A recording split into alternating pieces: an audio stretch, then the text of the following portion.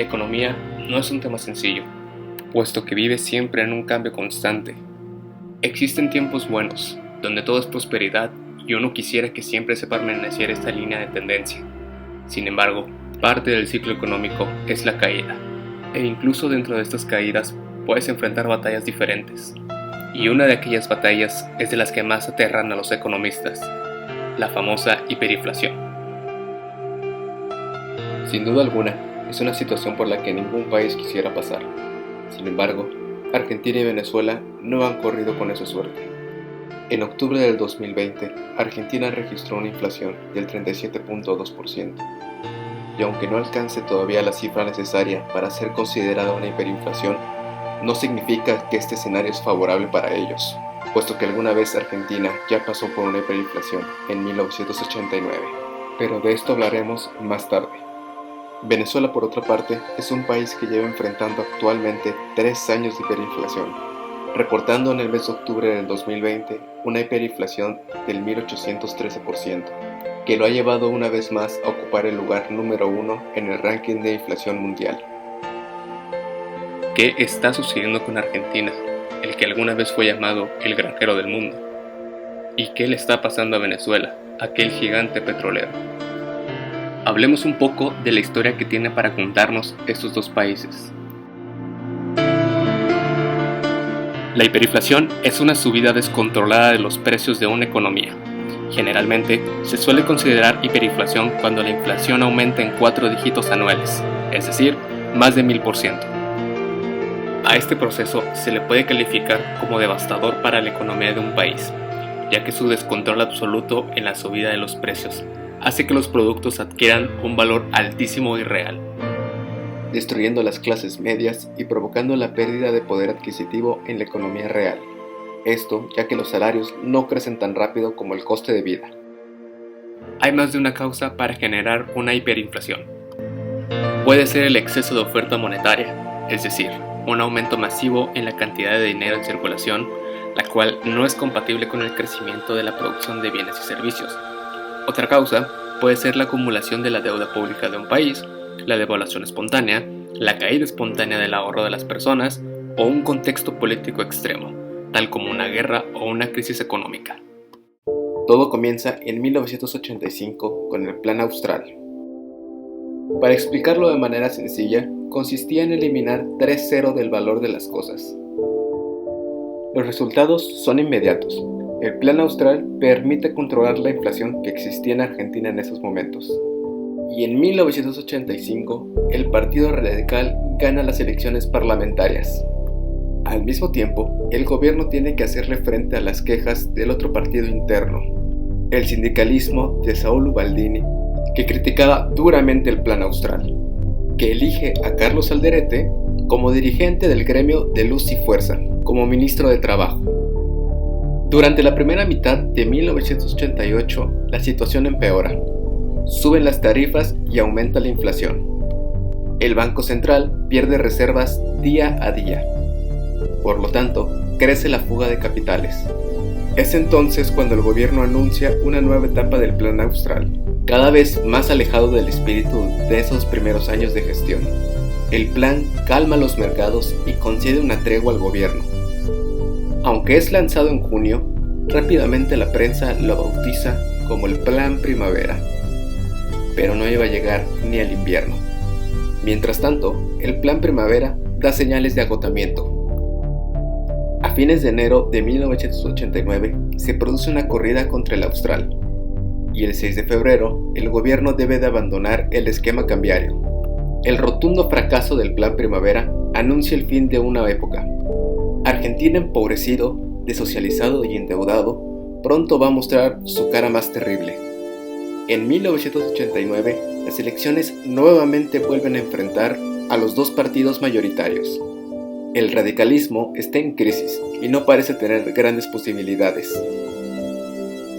Viene del fracaso del Plan Primavera y de la renuncia de su ministro de Economía, Juan Vital Zurrigui, y su reemplazo, Juan Carlos Pugliese, tampoco encuentra el rumbo correcto. A la madrugada del 14 de mayo de 1989 se conocen los resultados. Carlos Menem triunfa con más del 10% de ventaja sobre su rival. Mientras tanto, la devaluación del astral lleva a que la situación empeore. El índice de pobreza se dispara durante este año del 25 al 47.3%. Y una inflación se transformó en el peor escenario, una hiperinflación. A los pocos días del triunfo de Carlos Menem y del cambio ministerial, se dan a conocer los índices de mayo, un 114% de inflación mensual. La tensión llega a un estallido social. En toda Argentina se viven episodios de saqueos en comercios y supermercados. Así concluye el gobierno de un hombre clave de su democracia. Un hombre al que le tocó la difícil tarea de gobernar en una época en que las corporaciones eclesiásticas, militares y económicas todavía mantienen el poder obtenido durante los años más negros de la historia. Toca hablar de un conflicto que está presente en la actualidad. Un conflicto que se desarrolla día a día y lejos de estar a punto de calmarse, empeora cada vez más. ¿Cómo es que el gigante petrolero llegó a estar en esta situación? Para poder hablar de esto, hace falta un poco de contexto. Retrocedamos un par de siglos para entender el contexto de la situación que está pasando actualmente en Venezuela. Venezuela es un país muy rico en recursos naturales. Bajo el dominio español, Venezuela sirvió como una mina de metales preciosos. Sus minas de oro nutrieron las arcas españolas desde el siglo XVI, mientras que otros recursos, como el cacao, el tabaco, el azúcar o el cuero, serían muy codiciados más tarde y exportados a Europa. Posteriormente se extraerían diamantes, plata, perlas y un sinfín de minerales más.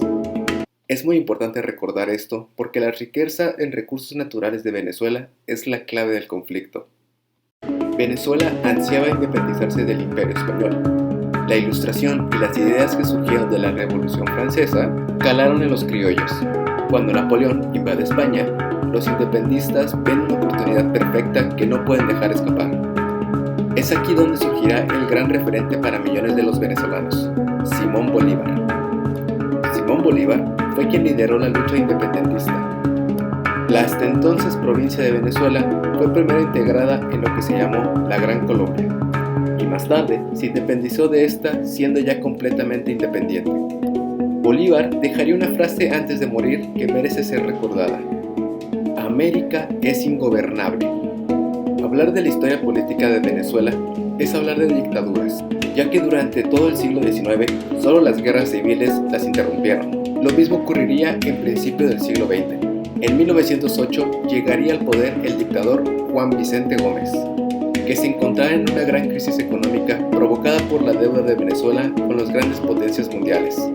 Desde la independencia de Venezuela, el problema del país siempre había sido la extrema pobreza.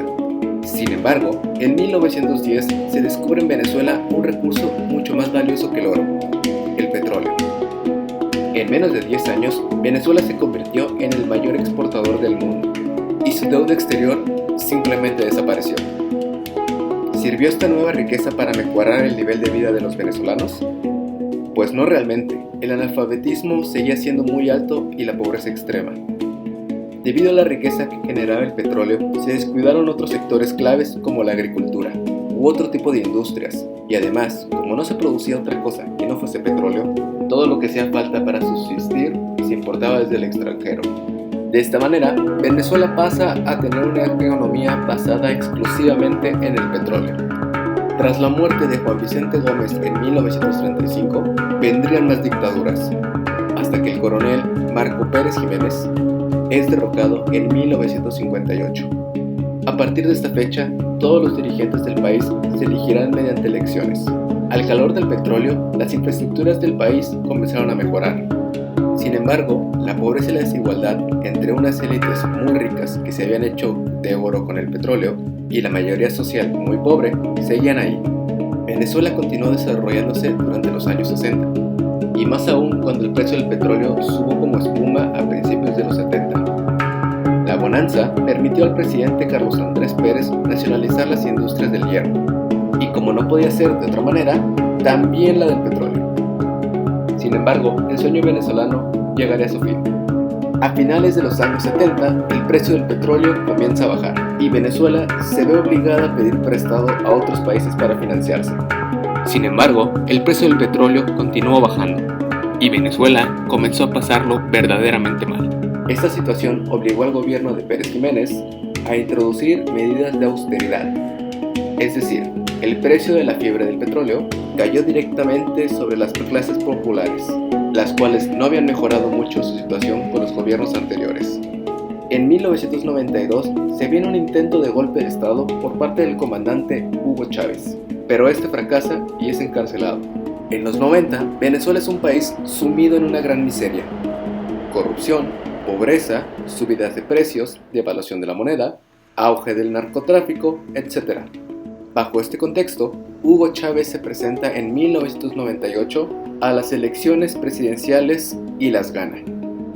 Se presentó a sí mismo como el nuevo Simón Bolívar y presentó un programa socialista, prometiendo una revolución social que repartiese la escasa riqueza de Venezuela. Durante su primer año de gobierno, la sociedad se dividió entre chavistas que apoyaban el proyecto bolivariano y opositores que demandan una mayor libertad económica. Sin embargo, Chávez supo ganarse a gran parte de la población de las clases populares con programas estatales de ayuda y volvió a ganar las elecciones.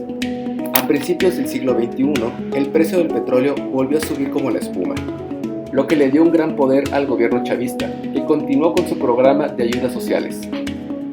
Sin embargo, una crisis de sequía produjo una crisis energética, una crisis que duraría cerca de 2 años. Hugo Chávez, enfermo de cáncer, gana por 4ª vez sus elecciones. Poco tiempo después, muere y lo reemplaza el actual presidente Nicolás Maduro. Y el resto es historia.